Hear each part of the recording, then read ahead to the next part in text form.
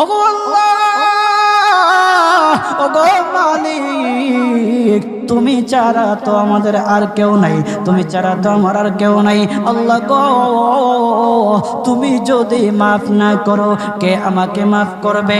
তুমি যদি মাফ না করো কে আমাকে মাফ করবে? তুমি যদি আমাকে মাফ করো তাহলে তোমার কোনো দিকে কমবে না, তুমি যদি আমাকে মাফ না করো তোমার কোনো দিকে বাড়বে না।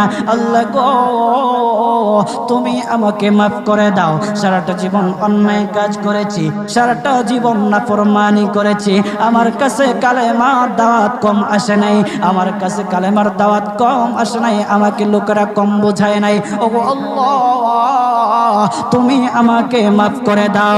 মাফ না করলে কোথায় যাব, কার কাছে যাব?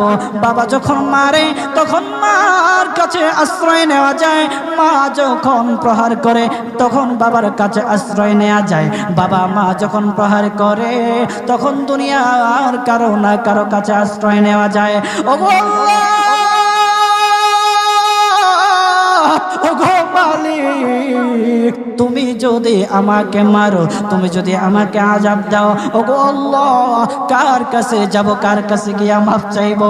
ওগো আল্লাহ, মেহেরবানি করে মাফ করে দাও।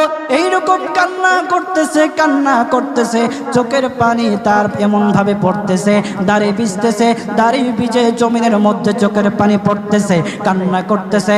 বান্দাটা কান্না করতে করতে করতে করতে আমার আল্লাহর কাছে এমন গ্রহণযোগ্যতা অর্জন করেছে, মহান আল্লাহ রব্বুল আলামিন তার ডাকে সাড়া দিয়া তার জিন্দেগির সব গুনাহ মাফ করে দিয়েছেন।